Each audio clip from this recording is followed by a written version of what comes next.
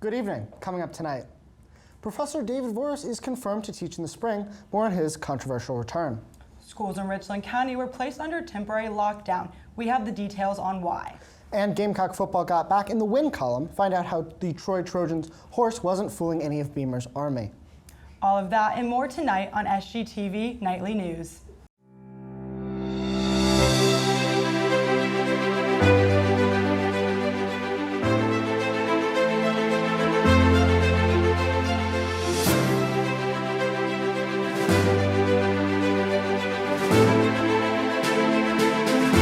Live from the Kennedy Greenhouse studio, this is SGTV Nightly News. Good evening, Carolina. I'm Will Kronsberg. And I'm Marissa Dre. Thanks for joining us tonight. Fallout has continued from the announcement that art professor David Voros will return to teaching in the spring. Voros, accused of harassment and assault by fellow educators and former students, has remained on sabbatical for the last 2 semesters, but will lead 3 online classes next semester. University spokesman Jeff Stensland released a statement saying Voros would not be allowed on campus for any of his classes and remains barred from interacting with students. However, student leaders believe this move is nearly not enough, with Chairman of the Senate Student Life Committee Noah Glasgow called it, quote, a message to survivors of harassment, trauma, unwanted advances that their university and the university president specifically does not care about them, end quote. UofSC Columbia is no longer offering Gamecock cable. As the usage of the service declined, Stream 2 is a new subscription-based streaming service available to administrative and academic units. Units can subscribe to the service for $15 a month and will be billed annually $180 per year. At this time, the service is not available to students. The majority whip of the U.S. House of Representatives, Gong Russman, James Clyburn of the South Carolina 6th, has endorsed Tamika Isaac Devine in the upcoming Columbia mayoral race. Devine is one of 4 announced candidates in the race set for November 2nd, which will also include Mo Badara, Sam Johnson, and Daniel Rickenman. Clyburn's endorsements is significant as he has represented the Midlands in Congress for nearly 3 decades and won his 15th term with the 68% of the vote just last year. However, incumbent Mayor Steve Benjamin went a different direction with his endorsement, instead throwing support behind Johnson, who was a key aide on Benjamin's original campaign team in 2009. This morning, schools in Richland County were under a temporary lockdown after a car attempted to run away from Richland County Sheriff's deputies nearby. This happened at 8:45 a.m. when deputies patrolling the lower Richland area spotted a stolen car and tried to do a traffic stop. The driver did not stop, creating a brief vehicle chase. When the driver did stop, deputies reported that he ran on foot prior to being restrained. This was close to 2 elementary schools in the area, so they enacted their lockdown protocols for safe measure. However, the Richland County Sheriff's Department investigation is still ongoing. Marissa, I'm just glad that nobody got hurt close to 2 schools. This was a dangerous situation, and it's good to see that nobody was injured. Oh, definitely. We are so lucky here at USC that we have a great on-campus security, so we're really blessed for that. Absolutely. Well, coming up, here are the takeaways from the weekend and what to look forward to in the weeks ahead in the world of Gamecock athletics, up next on SGTV Nightly News. Welcome back, everyone. Gamecock volleyball is serving up a bunch of dubs. News 4 Sports anchor Braden Malloy is here with the details. Braden? Thanks, Will. Well, we've entered the month of October, and if you're like me, it's one of your favorite months because you get to eat candy every day and just say you're preparing for Halloween. Now, my favorite candy is that M&M pretzel duo, but a lot of the stores around here are already sold out, so I had to turn to Carolina Volleyball, who's been killing it this year already, for my new favorite M&M duo, graduate student Kayla Manning and freshman Lauren McCutcheon. And they've been nothing but studs this year. This past Friday, the Gamecocks took on SEC rival Missouri in the fake Columbia, and Manning and McCutcheon wasted no time making their presence known. First set, Missouri hopped out to a 7-5 lead till Manning said, that's enough of that. She took the serve, leading Carolina to score 10 of the next 12 points. Along with 5 kills from Manning, the Gamecocks cruised to a set 1 win. Set 2 would be close, but it would go to the Tigers 25-23. Battling back, the Gamecocks took set 3 and were ready to end it in set 4. Enter Lauren McCutcheon. Almost as if she was responding like the bat signal or something. McCutcheon showed up and showed out, recording 3 consecutive aces, got Carolina out to a 10-4 lead, getting 2 more kills and adding to her total of 8. And she saw the Gamecocks clinch the set and the match. This would be Carolina's 3rd straight win against the Missouri Tigers. Gamecocks will be back in the true Columbia this Friday and Saturday to take on number 20 Tennessee. Friday at 7 and Saturday at 5, both on the SEC Network. All right, Gamecock fans, if you've been rocking with me all year, you know Mondays, it's time for Beamer Ball. This past weekend, the Gamecock took on the Trojans of Troy and eked out a win in their hard-fought battle. Last week, I mentioned how Luke Doty, in just his third start, looked good. And this week, he did even better, throwing for a career-high 255 yards and a touchdown while completing just nine passes to different receivers. Now, also, I mentioned how the running game was, well, let's just say it's not up to par this year. And sadly, that trend continued, being outgained again and finishing with only 100 yards. Only one offensive touchdown meant the defense was going to have to step up, and they did.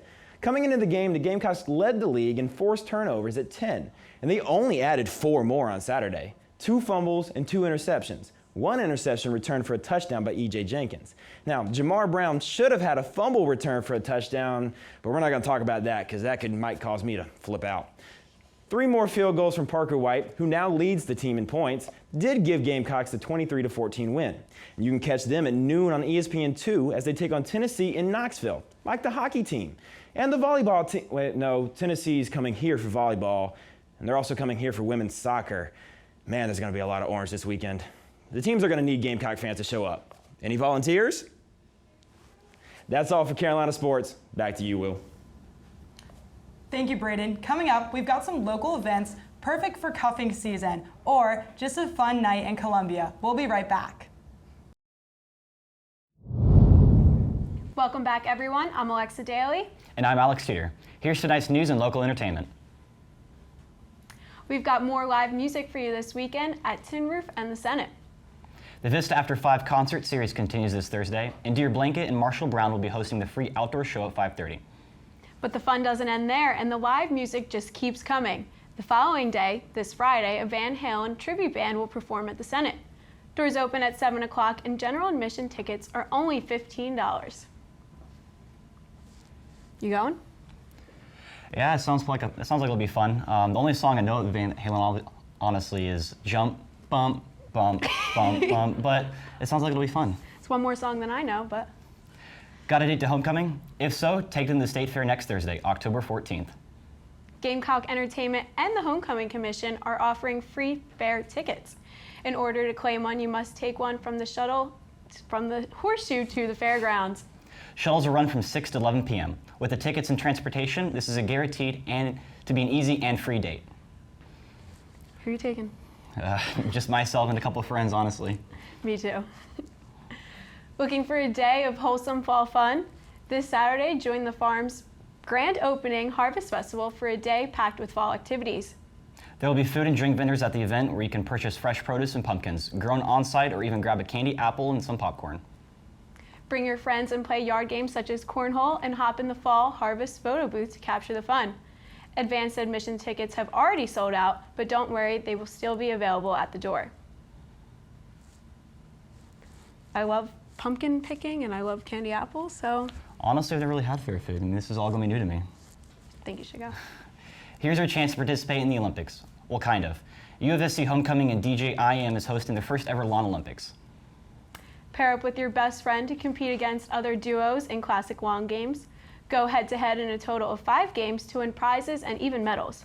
The event will be next Monday from 6 to 8 p.m. Location is to be announced. Will we see you there? It sounds like it's going to be a lot of fun for you and your best friend. I think so. I think I could beat some people in cornhole, so I got to show up. That's all we have for your entertainment news tonight. Coming up after the break, meteorologist Finn Carlin will tell you if the fall weather is here to stay. Don't go anywhere.